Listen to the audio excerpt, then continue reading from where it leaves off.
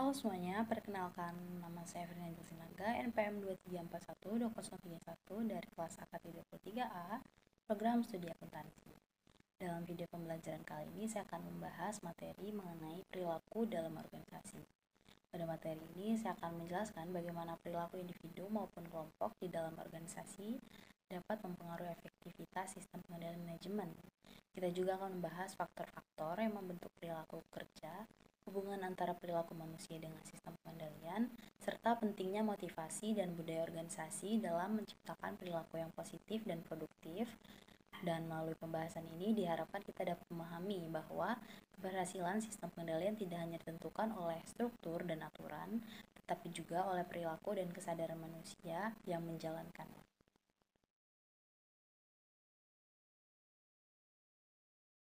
Setiap individu membawa nilai, motivasi, dan emosi yang berbeda ke dalam organisasi.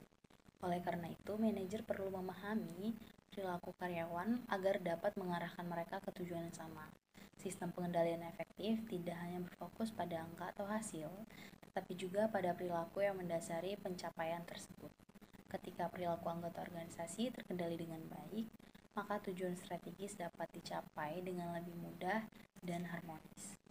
Ketiga faktor ini berinteraksi secara dinamis dalam membentuk perilaku kerja. Individu yang termotivasi tinggi dan bekerja dalam tim yang solid akan menghasilkan kinerja yang lebih baik. Namun, jika struktur organisasi tidak mendukung koordinasi dan komunikasi yang baik, maka potensi konflik dan ketidakefisiensian bisa meningkat. Oleh karena itu, pengendalian manajemen harus mempertimbangkan aspek perilaku agar kebijakan yang diterapkan benar-benar efektif di lapangan. Dalam organisasi, perilaku yang positif dapat memperkuat efektivitas pengendalian. Sebaliknya, perilaku yang negatif dapat menghambat pencapaian tujuan meskipun sistem sudah dirancang dengan baik. Oleh karena itu, manajemen perlu menciptakan iklim kerja yang mendorong keterbukaan, kepercayaan, dan juga tanggung jawab. Pengendalian berbasis perilaku lebih menekankan pada pembentukan kesadaran dan disiplin internal daripada hanya mengandalkan sanksi atau aturan. Karyawan yang termotivasi akan menunjukkan dedikasi tinggi terhadap pekerjaannya. Dalam konteks pengendalian manajemen, motivasi yang kuat akan membuat individu bekerja bukan karena tekanan, tetapi karena kesadaran dan tanggung jawab pribadi. Pemberian penghargaan yang adil serta kesempatan untuk berkembang dapat meningkatkan semangat kerja, sehingga kinerja organisasi secara keseluruhan juga meningkat. Manajer perlu membangun budaya kerja yang mendukung perilaku positif, seperti disiplin, kejujuran, dan juga tanggung jawab. Pengendalian tidak boleh bersifat represif, melainkan harus menumbuhkan kesadaran dari dalam diri karyawan. Umpan balik yang diberikan secara teratur akan membantu memperbaiki perilaku dan meningkatkan kinerja. Budaya organisasi yang kuat juga pada akhirnya akan menjadi sistem pengendalian alami yang menjaga integritas dan komitmen seluruh anggota organisasi.